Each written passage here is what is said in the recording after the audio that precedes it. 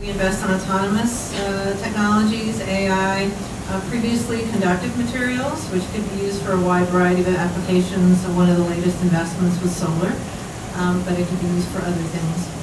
So we invest in seed through Series C. Oh, what's E? The C. Oh, C, okay. Now, do you believe that one day you'll autonomously be able to invest in autonomous Yes. things? Okay. All right. You won't need us up here. That's why I was clarifying. Okay. So, so now, how did you guys and girls, how did you get to be where you are? Do you want me to start first? Yeah, sure. So I actually was CTO of an e-textile company that was in a hardware incubator in San Francisco.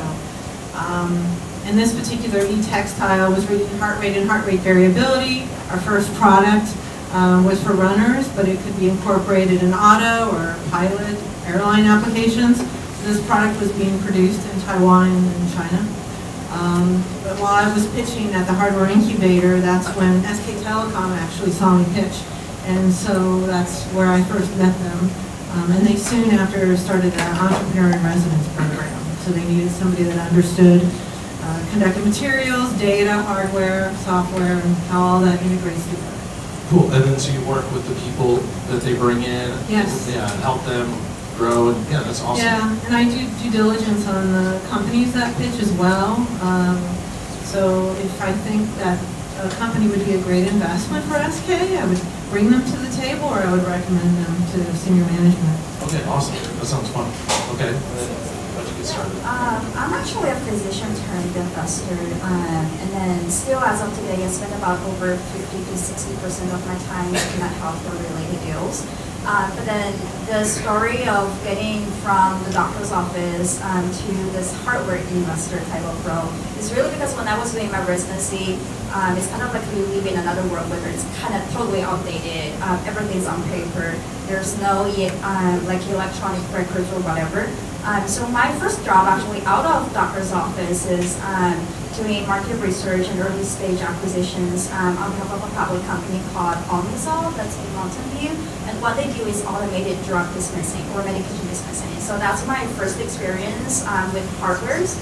And I just fell in love with that. So when I met my other two co-founders of Heuristic about 5 years ago, the three of us just came up and started doing investments covering all the three buckets I just mentioned. So I'm growing as the hardware investment area is growing. You're growing? Yeah. Really? Okay. Hopefully I got powerful. Okay, all right. Hi. I pretty much got bored of a lot of other things, so that's why I thought, let's try venture capital. On that side, I'm a computer science undergrad. I worked for Yahoo for a bunch of years as a developer and product manager. And then started a couple of my own companies, and I failed as an entrepreneur, so I thought it might be easier to become a VC. Then I went back to school, worked as a VC, started to go back to operations, worked in marketing, then went out and ran M&A for a large company, did a bunch of buy and sell type transactions, and then moved to early stage venture capital. So we'll see how long. So you like trying out all the different aspects, right? Yeah. Yeah. Okay, awesome. A little bit of a roundabout route. Ran digital branding and marketing in India for the largest tractor company in the world. Investments out of London, and then ran operations on a gold mine in the Philippines. And after that, I moved back here, started a couple e-commerce companies, and sort of fell into early stage venture because it seemed like there wasn't enough money going after real problems. Okay, cool. So do people have questions yet? Does anyone have any question at all? Does anyone want any money? Okay. Does anyone have any questions at all? No? Okay. So I guess, do people bombard you with saying, can I have money? Does that happen to all of you guys a lot, or yes? So Mary, when people come to you and say, can I have money, what is your kind of normal response? Like, no? Or do you say, well, go to the website, fill out a form, or what do you usually tell people? I love what I do because I like helping entrepreneurs because I've been there. And so first I ask what they're working on and what they need. Sometimes it's not only money, right? Sometimes it's partnerships. With larger corporations, there are many different divisions, and maybe they could be plug and play into the right business unit. If they are looking for funding, I ask them what they're looking for and what they're going to use it for. If I think they could be a potential fit, for SK, then I'll introduce them. But if I think they'll be a better fit for another venture firm, I'll introduce them to somebody else there. So it's all about introductions, right? Yeah. So they come and they ask, and you introduce them. But sometimes they don't know what they need or want, right? Right. So then what's the homework for that? First, I ask them to give me a pitch, and we sit down. But first of all, generally it's a one-on-one, right? And they say what they're doing, and then if I'm interested, I say, let's sit down, show me your pitch deck. And then we go through that, and that gives me a better idea of where they are in their development pipeline and how I could potentially help them. Okay, and Ren, for you? Our process really is kind of, hopefully more or less, a very typical venture capital way of looking at deals. So first of all, I usually ask for, if it's emails or not in person, I ask for a non-confidential pitch deck or investor deck that I can take a look at, just to screen whether this is going to be a good fit for both sides. And then start from there. We're going to start with investor meetings, diligence. Oh my God, lots of meetings and time with the entrepreneur and team, just to understand what are the deep technologies and what's the trade-off sacred, what's the competitive, all the metrics that we are going to go over and make a decision starting from there. Okay, awesome. I think from our perspective, though, we like to see a little bit of early product market fit. Okay, because you invest in larger amounts, right? Yes. So you actually want to see that they have a functioning product that's Yes. actually making money, right? Yes, Okay. we want to see that there is a customer who's actually using the product in a live environment, and at least have some feedback, however small it is, that there is a demand for that product. Because one of the number one reasons for hardware companies to fail is the lack of consumer product demand. And from that perspective, it's an early signal for us to see where the demand is coming from. And I think based on that, depending on what product they are building, is very we get into the depth of understanding, like how much capital do they need, because most of these hardware businesses are very capital intensive. Right. So I've seen, so I had an event here last week and we were talking about hardware in particular. And it used to be hardware, you just sell a computer and you sold a computer. Now you sell like Nest or whatever, the thermostat thing, and now you have a monthly plan. Or like now hardware has all these monthly things to it, and now it's recurring revenue, so it's not just hardware anymore, right? And so you have to see, in the case of your investing, like it's not just a one-time buy, right? Yes, and I think we kind of like also look at like what does the payback period looks like, and does the unit economics actually work? Because in some of these cases, a lot of companies end up using this growth capital to basically buy demand which is not sustainable, and that is very, very important, at least even at early stages, because if you don't know where you're going to make money from and whether your business and assumptions are unit economics profitable, it becomes very difficult to change that as you scale. Okay, awesome. And then what about you guys as far as? I think our process is pretty standard, but I want to build off a little what you were saying about what you mentioned. There is a predilection today for hardware as a service models. People generally don't want to see one-time sales. The way I think of it is the closer your hardware product can look to almost a financial instrument, wherein you sell it once and then it just yields a dividend every year that doesn't cost you an enormous amount to maintain.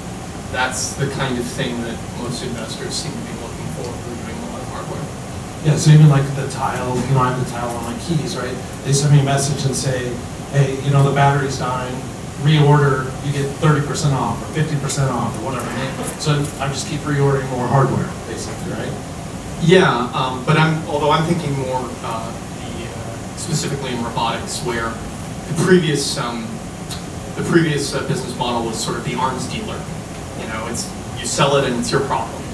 Whereas now what we're seeing more and more is companies that sell basically a solution or a business where it's like, we are going to just handle this entire thing for you and you just pay X dollars a month. I can just add one quick comment on that is what we also like at Heuristic is really hardware-driven data sales. That means that if it's really in healthcare, for example, then you have this kind of whatever hardware or piece of device product that continuous generating valuable data for further downstream analysis, screening, and revenue generation. So like the healthcare stuff, right? The healthcare stuff, like it's constantly collecting data. Like the one guy was pitching about, based on your background in medical, right? Just constantly collecting data that you can leverage and use even more efficiently. And the tile example that you gave is kind of very interesting because it's not exactly a SaaS product. It's still kind of like one-time hardware sales. But what they're doing is they're still kind of like asking you to buy a new tile product every year. And their idea is that because you get habitual to the behavior, the life cycle and the refresh cycle is on a yearly basis. So the idea is like how much of these, because it's up to yet to be seen whether how many of these people are actually repeat buyers based on that, and whether they come back and buy everything, or because there is a purpose for that they made it only a year of cycle. Yeah, of course. But then they make it smaller and thinner and prettier and matches, you know, your hair color or whatever it is, and all that kind of stuff, right? Okay. Really, no questions yet? Y'all look very intelligent. So nobody has a question? Okay, I guess I have to. The more technical, the better. So okay, so let's try. So who actually is working on some kind of software? Okay. Who's working on some kind of hardware? Okay. Who's working on software and hardware? All right. Who didn't raise their hand? Okay. So what kind of stuff are you working on? Are you not working on anything? You're just here to learn? Okay. Learning? Okay. Are you here to learn too, or are you working on something different? Is it cool? Oh, it's very cool. Probably. Okay. So what are you working on? So we're working on a new product called the IQ. IQ? And it actually turns your smartphone into immersive binoculars. Got it. So it turns your smartphone into immersive binoculars. Okay, Right. so you put your iPhone on in the end, and there you go. Exactly. And you can see the birds and everything, right? Yes. Alfred Hitchcock filmed those here. Exactly. There's your phone in there, but it is collecting a lot of content as you're recording, zooming in, sharing, and uploading. Okay. So that's pretty cool. So does anyone else have anything like that they want to share? Oh, Greg, you want to share something? I had a question. Oh, you had a question? But you have a question way back there? That means I have to get exercise. Oh, hold on, and then I'll do Greg's question afterwards. I need some exercise. You had a question, right, Derek?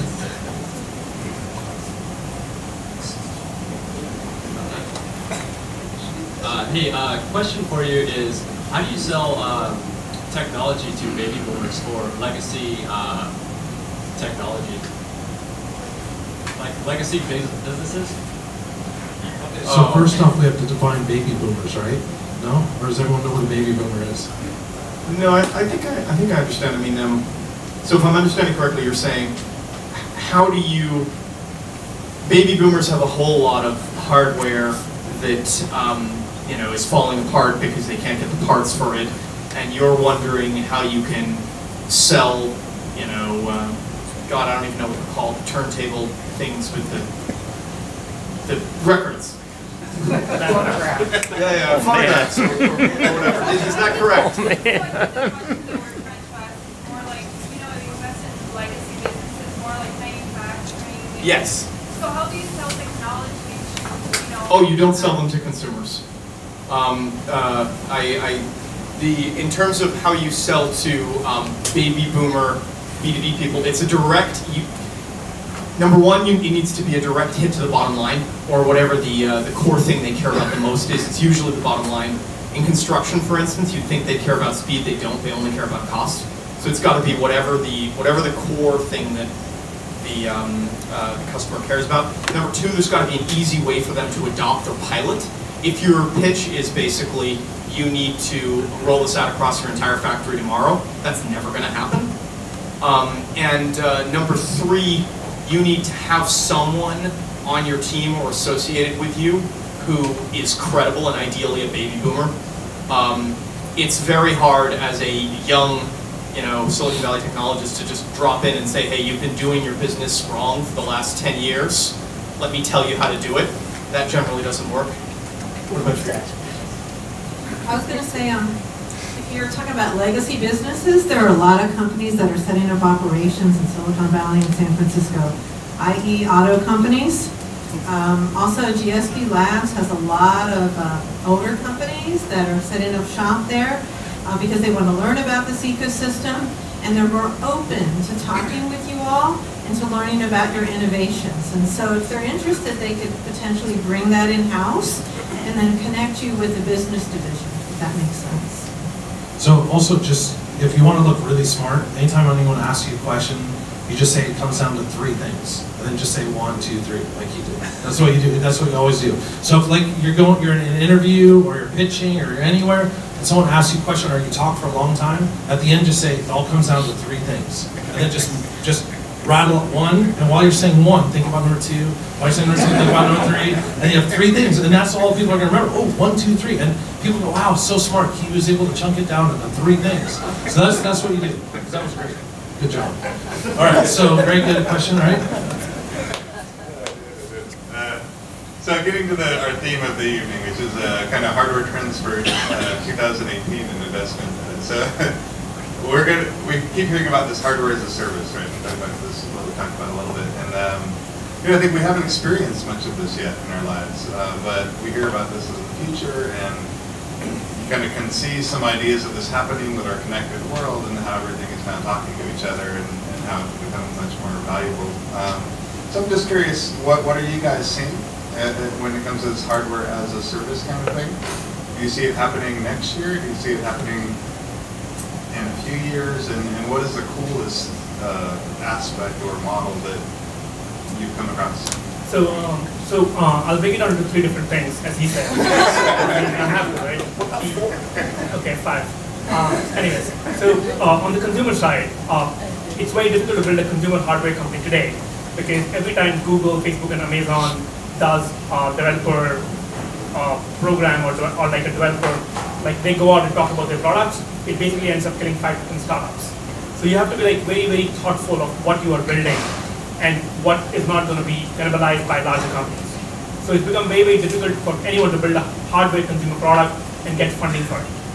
On the enterprise side, it's a little bit more easier to build hardware as a service, primarily because the people whom you're selling to, they are either looking at it as a cost-effective solution or increasing efficiency. And they are going to basically look at it from the perspective of, hey, I'm spending X on this, doing this work today. By automating it or by using your robot or hardware or whatever that is, or that solution, I'm going to save X. So they already have that figure that they're comparing you against, that you're going to substitute and improve productivity, whether better, cheaper, or faster, or something new. And on the industrial side, it's the use case have been primarily kind of like driven by reducing the risk to human life. Like for example, now drones are being used for surveying the industrial plants, earlier which was done by humans. And it was, from that perspective, there you have to go and prove that it is cost effective, as well as you're improving the life for a human who used to do that as an operator. So I think depending on the industry that you're talking about, the metrics would change. And I think the first adoption definitely is being driven a lot of these things by enterprise. And if I can quickly add on that, if we just simply divide the world into 2B and 2C, at the end of the day, in the 2B world, how you want to charge really depends on what you contribute to your clients. Do you really help them increase their top line, or you actually help them save on their bottom line? So you're actually asking them to pay instead of a big check size, right, up front. You change to hardware as a service. So at the end of the day, in the long term or in the short term, the business model needs to make sense for your clients in terms of ROI. In the 2C world, then very much to your point, it is really about what kind of rewards you actually bring to your end users. Because in their case, there's no bottom line or kind of like a top line. It's more about what kind of value I will, what benefits I got by using this device, what makes me want to keep continuously pay for this kind of device or whatever hardware it is. So it's that reward, long enough, rewarding enough for your consumers to really want to wear it or use it on a daily basis in the long term. So that's also the reason why really hardware consumer products are difficult these days when it comes to fundraising. It's just extremely hard to find that needs that's so painful that needs someone to use it on a daily basis. Where, as one of the startup earlier mentioned, chronic disease is going to be a good entry point. So selling hardware to consumer and trying to get funding for that, that's really difficult. Versus selling to enterprise is easier? I think, roughly speaking, probably 75%-ish of startups that's recently get funded are B2B or B2B. Okay, so 75% of the hardware companies that got funded, roughly, they're focusing on enterprise or business, not selling directly to consumer, right? Okay. Okay, yeah? Okay. So, pretty simple, how about B2G governmental organizations? Oh, God. So you want to talk about just, so B to G or B to government? Okay, business to government. I mean, it's, well, if you can do it, you will never, ever, ever be replaced. It is a phenomenal business for you personally. It is a terrible business for me, which means I'm not going to give you any money. But now, why is it a terrible business to invest in? Because government sales cycles are incredibly long and incredibly fickle, and they're based on things that you can't necessarily control as a startup, and that I don't necessarily have any visibility into. On top of that, you're not related to Trump. Okay. Sadly, okay. I mean, I don't know. I've been told I'm a little orange, so you know. I mean, those would be the two reasons I would have. I think the third is also that you're very vulnerable to government procurement. You're vulnerable to the individual budgets that different bits of the government have, and if you're under the wrong government budget, or as we see in medical, the wrong reimbursement code, right? It's kind of hard to do anything about that. Go ahead. Yeah. So in this country, so on digital health, if you're looking at post-traumatic stress disorder, the VA is a good group to sell into. On the clean tech and transportation side, San Francisco, of course, is one of the cities on the leading edge of clean tech. But California, as a state, has something called CalSeed, and I'm an advisor for them, and they'll provide a small amount of money for clean tech startups. So those are some things. Now, internationally, a lot of folks have to, sometimes the government has to pay, and so they're looking for the cheapest thing. So they're very willing to talk to folks that are working on digital health startups, water startups, clean tech startups. Chinese companies and firms and governments are active investors.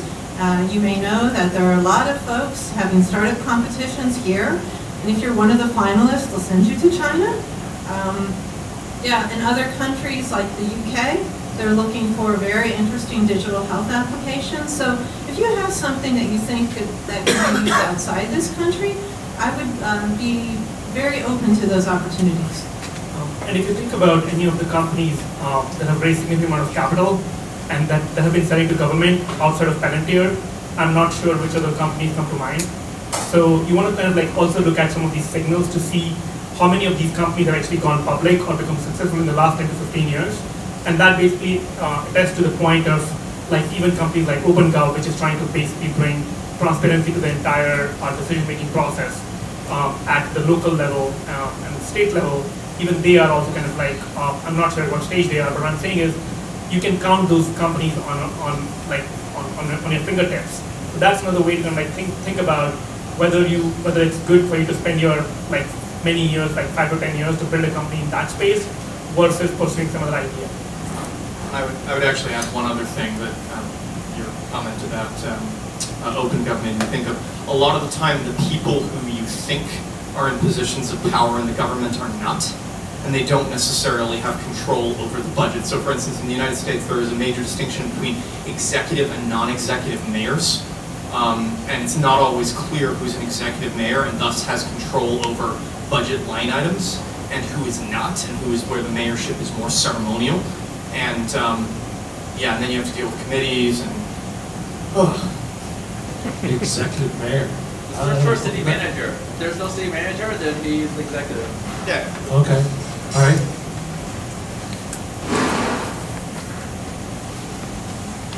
the tallest person there. I think so. I don't know about that, but a little bit coming back on the comment of not being afraid to go outside to different countries for customers.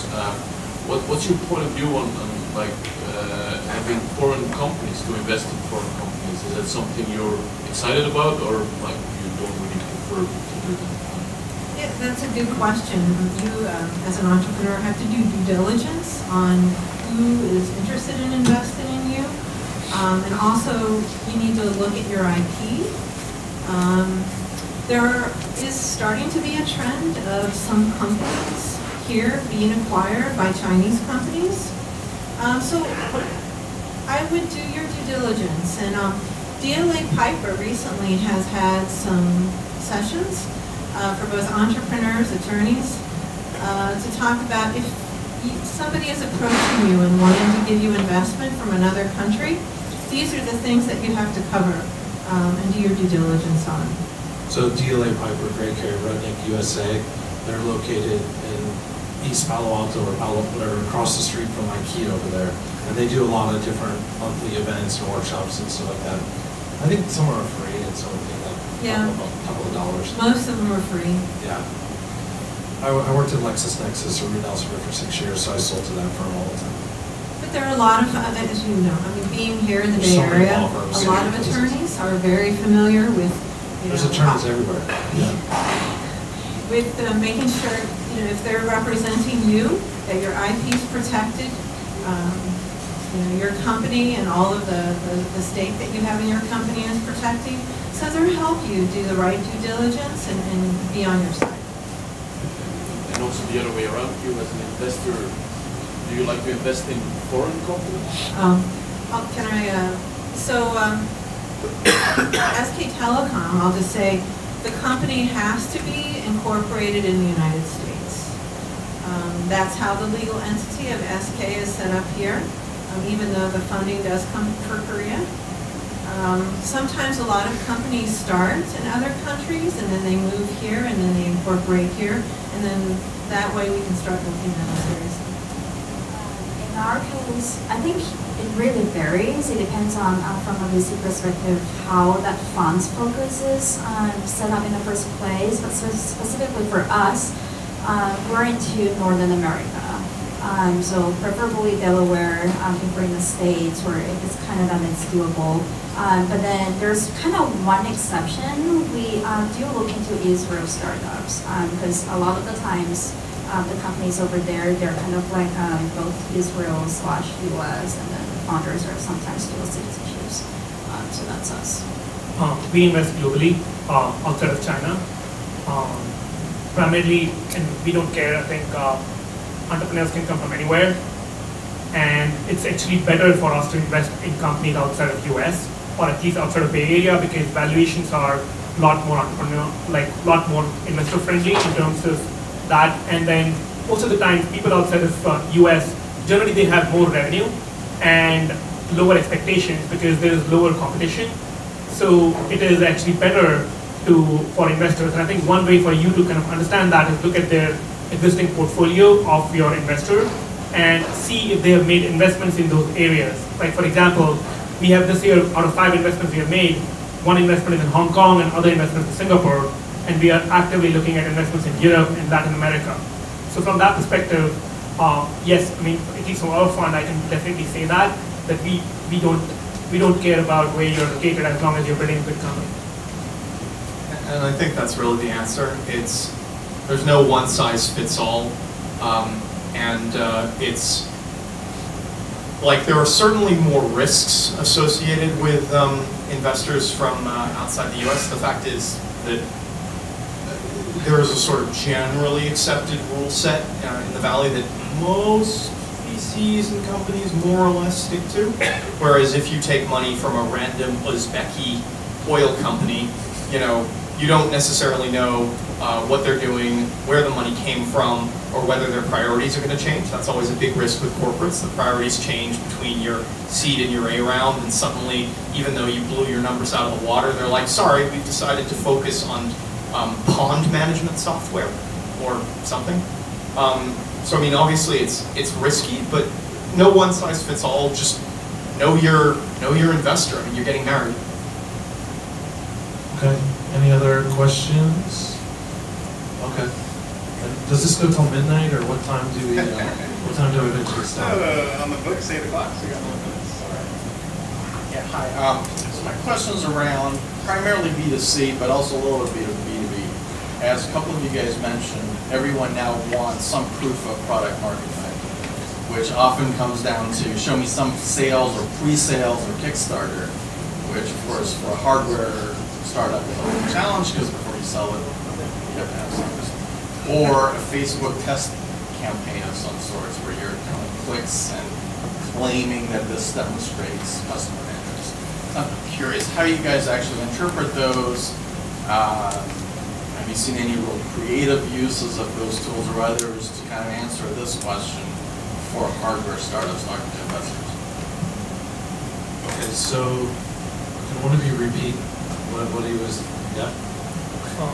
So yeah, I think I've definitely seen a lot of creative ways. Say what the question was. The question was around, have you seen any creative ways in which you can provide product market fit? So there is a company, without naming the company as such, they were thinking about, does it actually make sense to do a automation of building breakfast brand similar to Starbucks, where instead of having baristas and people who actually make food for you, you have everything done by machines. And one of the ways they did that is instead of spending money on capex, they went out and set up a traditional restaurant where the entire use case was derived in a way that the consumer is actually interacting with the machine, but in the back end, they have actually humans doing that. So just by doing that, giving a perception that, hey, you're actually getting the food served by machines, they were able to prove that, hey, if we bring down the price and we focus on this, people would actually prefer to go here because of convenience rather than going to Starbucks or elsewhere. So that type of thinking about what you can do to provide at least early signals that there is a demand for a problem that you're solving. Like there are more than one person who actually think that there's a problem. I think that is definitely the step in the right direction. So we have like 8 minutes left. Now's the time. No? Okay. Well, you're talking about hardware as a service and something, but that also makes me think of things like consumables, like you sell the printer, you lose money on the printer, but people have to buy the ink, and so forth. So I was just wondering how you compare those three approaches: software, hardware as a service, data, and getting data back, and then consumables, which is more traditional, right? Oh God, I have to give you the worst answer of all, which is it depends. Generally, I personally prefer the sort of hardware as a service because then you don't have to deal with the consumables. You always think consumables are going to be easier than they are, but you have issues. Sometimes you have unreliable suppliers. You randomly discover that your ink is toxic. If you can avoid it, by all means. Data, the challenge, of course, is finding someone who's willing to pay for it. One of the things someone pointed out to me, which I think is quite an interesting way of thinking about it, is that if I wanted your location data, I could get it from Facebook, I could get it from Uber, I could get it from your phone manufacturer, I could get it from any one of a dozen different providers. So, is your data set actually unique? I think that's really, and obviously if it is, you can usually get people to pay for it, but if it isn't, it's harder. Okay. So, data is the ink. So insurance companies, that's a huge market for a lot of folks that are creating hardware, software, data. If you're looking at autos and preventing accidents, if somebody's driving too fast, maybe the car could say, okay, you're driving too fast, slow down. And then that way, it could potentially help with insurance rates over the long term. I think, sometimes you rent a car. There's already detection systems in there that show if you're going out of state, et cetera. But also from a health perspective. So if you have pre-diabetes, now there are health systems that are automatically saying, okay, you got pre-diabetes, you're getting a wearable. We're going to assign you to these practitioners to make sure that you don't get full-blown diabetes. So that way their insurance rates are not so high. So yeah, a lot of opportunities in the insurance space on a data perspective. Okay, yeah. I very much agree that it really depends on the market, what type of customers that you're selling to, just to answer your question. Okay. There's no one answer for all. So I thought, oh, go ahead. I can just speak up. How do you guys account for obsolescence with hardware? Like even smartphones, right? 1 year. Well, that's on purpose. As soon as the new iPhone came out, my iPhone started going slow, and I was like, what the hell? I mean, the refresh cycles definitely matters, and I think it basically comes down to what is the life of the product that you are predicting, and then based on that, how you are actually going to do the depreciation and amortization of your hardware side of the business. And I think and it also depends, like, what is the use case, like how much it's being used. For example, if you're talking about a ball bearing kind of getting used in an industrial application where it's being used and needs to be replaced every 3 months, that's a different use case than, let's say, for example, you're talking about something which is like placed at home and you use it only once a week. So depending on the use case, it definitely depends.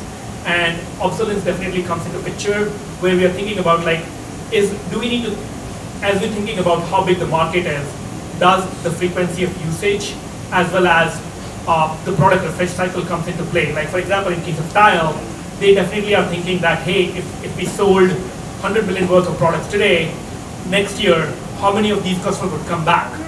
Because that's the kind of component of, like, if nobody comes back, then they basically have to go and acquire new customers. And in that case, it becomes a very expensive business to run. To make it sustainable, you definitely have to show that there is definitely a repeat usage. So it's a combination of how long is your product innovation cycle, and how much of your intelligence is built into software versus hardware. Like, if you come up with like a new product, like in case of Apple, they are basically predicting that every 12 months to 18 months, people are going to upgrade to new product, to new type of hardware. But if it's just kind of like you're delivering, like I have a car, I have my Toyota Camry that I'm driving the last 3 years, and assuming that I'm going to upgrade, like my assumption is when I bought the car was that it's going to have a life cycle of at least 3 to 4 years. So it definitely depends on a lot of these factors. And how big the purchase is also defined. Like, for example, for a tile for $25 product, I can definitely buy that. But for a $20,000 product, the upgrade cycle is definitely going to be larger. And also, I wanted to talk about security. So when you do have a hardware upgrade or new hardware, hopefully there's going to be better firmware from a security perspective, over-the-air firmware updates, anything like that. So it is an advantage to upgrade your hardware over a period of time from a security perspective. Okay, so I think we're good. So you can come and get autographs and pictures and all that stuff afterwards, and ask your personal questions and ask them out on dates and stuff like that. But just wait to. You want to sell something? I just want to add a quick thing because I won't be able to stay around for the networking. But then I want to share my kind of like email so that in case you want to talk to me, but you didn't get So you're going to tell us your cell number and email? My email is going to be my first name, last name, RENBU@heuristiccapital.com. Okay, but we're also going to send out a thank you email tomorrow, and we can include it in there, yeah? Yeah? So we'll do that. That'll be easy, okay? Thanks. Okay, so we're going to end in a second here, but we're going to have Greg come up and say a few words. And then after that, like I said, if you want to take our pictures, get autographs, those penny coin things, we have those up there too. So again, Hardware Massive, this is a Hardware Massive event. There's always a lot of Hardware Massive, so go to hardwaremassive.com. And then Berkeley Sourcing Group, Rush Order. Greg, you want to come up? And then don't forget, they also do Hardware Con, which is a big conference, and I was at the last two. This is the third one. Yeah, they're really awesome. Or fourth one, yeah? Yeah, hey, big hand for the panelists.